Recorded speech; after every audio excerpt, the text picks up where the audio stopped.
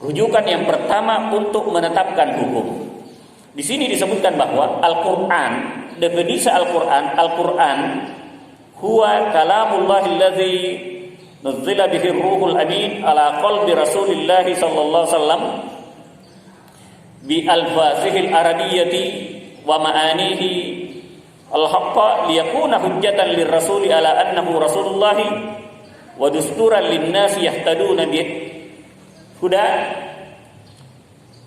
wa qurbatun yata'abbaduna bitilawatihi wa huwa al-mudawwanu baina duffatil mushafil mabdu'u bi suratil fatihati al-makhtumu bi suratin nas al-manqulu ilaina bitawaturi kitabatan wa musyafatan jailan an jailin mahfuzan an ayyi tagyirin aw tabdilin mustaqu lillahi subhanahu wa ta'ala inna nahnu nazzalna dzikra wa inna lahu lahafidun.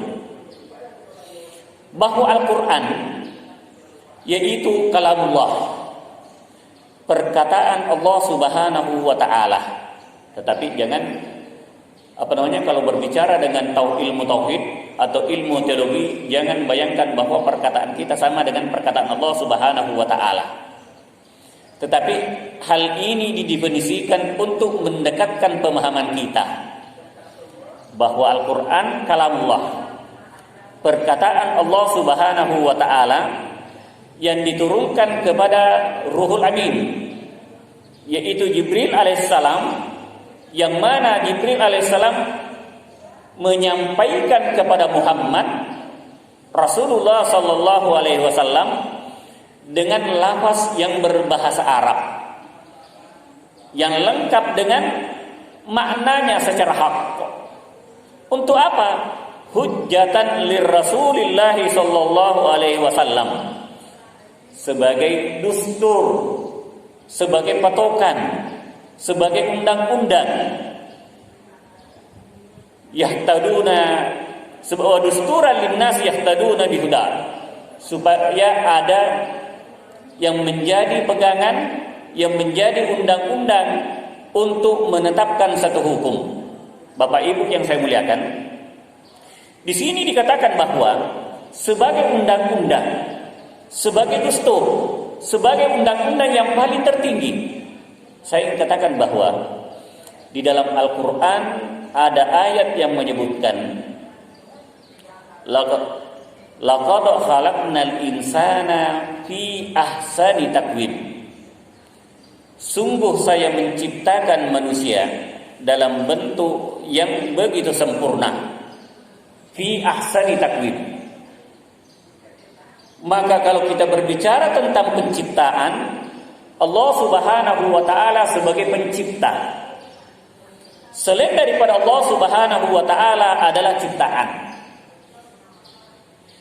maka ciptaan yang paling terakhir, maka di antara ciptaan-ciptaan Allah subhanahu wa ta'ala yang paling terakhir adalah manusia.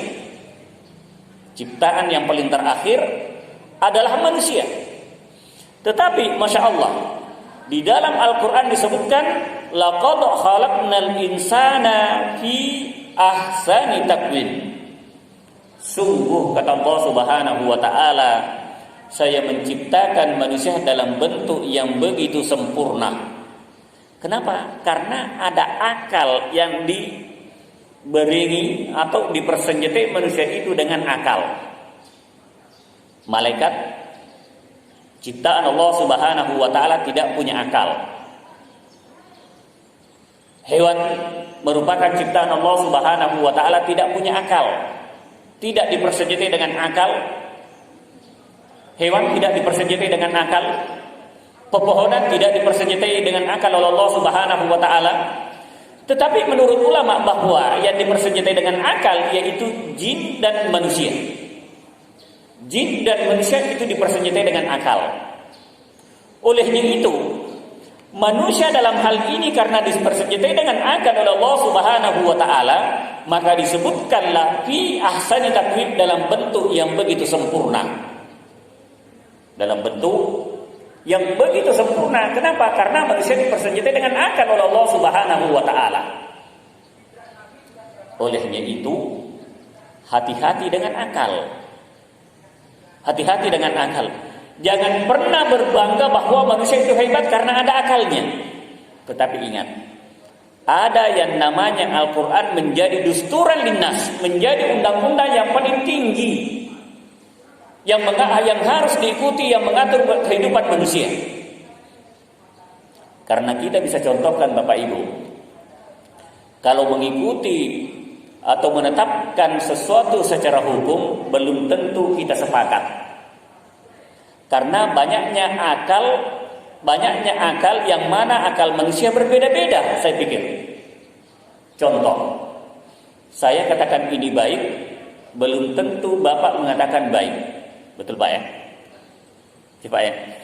Saya mengatakan itu buruk, jelek, belum tentu mengatakan Bapak jelek. Kenapa? Karena ini adalah landasan akal. Sehingga dapat disimpulkan Bapak Ibu yang saya muliakan bahwa apa-apa yang dilakukan oleh manusia pasti itu baik. Apa-apa yang dilakukan oleh manusia pasti itu baik menurut secara akal. Tetapi belum tentu baik menurut Al-Quran. Contohnya apa? Bapak Ibu, izinkan saya bertanya tentang orang melakukan judi. Judi itu baik? Ya, judi itu baik Bapak Ibu? Baik apa tidak? Baik. Baik. Apa buktinya baik? Apa buktinya judi itu baik? Karena dilakukan oleh manusia. Dilakukan oleh manusia. Minum khamar itu baik. Baik. Karena itu dilakukan oleh manusia. Karena secara akal mengatakan apa-apa yang dilakukan oleh manusia itu pasti baik. Tetapi ingat, Al-Quran mengatakan bahwa mudaratnya jauh lebih besar daripada manfaatnya. Maka tinggalkan. Berjudi betul itu baik, ada manfaatnya, paling tidak menang sekali, kalah 5 kali, ya Pak ya. Minum khamar,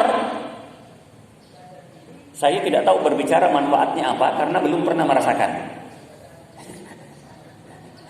Saya tidak tahu mengatakan bahwa itu ada manfaatnya karena tidak pernah saya rasakan, tetapi orang melakukan, bahwa minum khamar orang lakukan pasti secara akal mereka mengatakan baik. Betul Pak? Tetapi mudaratnya jauh lebih besar daripada manfaatnya. Maka Al-Quran sebagai dustur, sebagai undang-undang tertinggi, meskipun akalmu mengatakan, meskipun manusia mengatakan itu baik, tetapi Al-Quran mengatakan mudaratnya jauh lebih besar daripada manfaatnya, tinggalkan. Maka Bapak Ibu yang saya muliakan, tadi saya tanya bahwa minum khamar ada manfaatnya? Ada. Memuaskan nafsu pada waktu itu, tetapi mudaratnya jauh lebih besar. Berjudi ada manfaatnya? Ada. Kenapa? Karena dilakukan oleh manusia. Paling tidak ketemu silaturahmi di meja judi. Tetapi ingat, ada Al-Quran sebagai undang-undang tertinggi. Apa yang menjadi ketetapan Al-Quran ketika Al-Quran mengatakan mudaratnya jauh lebih besar daripada manfaatnya, fajtanibuh, tinggalkan. Meskipun akalmu itu mengatakan baik, tapi Al-Quran mengatakan tinggalkan, maka wajib kita tinggalkan. Karena Al-Quranlah sebagai dustur, sebagai undang-undang yang tertinggi. Tetapi Bapak Ibu yang saya muliakan, akal tetap punya peran. Akal tetap punya peran. Kenapa? Di dalam Al-Quran, di sana banyak perintah-perintah yang ada di dalam Al-Quran. Baik itu perintah wajib, perintah sunnah, perintah perintah untuk meninggalkan satu perbuatan karena diharamkan atau dimakruhkan, dan bahkan ada yang dimaksud dalam hukum yaitu mubah. Maka Bapak Ibu yang saya muliakan, dalam hal ini apakah akal punya peran terhadap manusia? Punya Bapak Ibu yang saya muliakan. Akal tetap punya peran. Olehnya itu Allah Subhanahu wa taala menegaskan fi ahsani taqwim, dalam bentuk yang begitu sempurna. Kenapa saya katakan bahwa akal tetap punya peran? Manusia kalau tidak punya akal, dalam artian tidak berfungsi akalnya secara penuh, itu tidak ada taklif, tidak ada amanah, tidak ada perintah baginya. Contohnya, orang gila.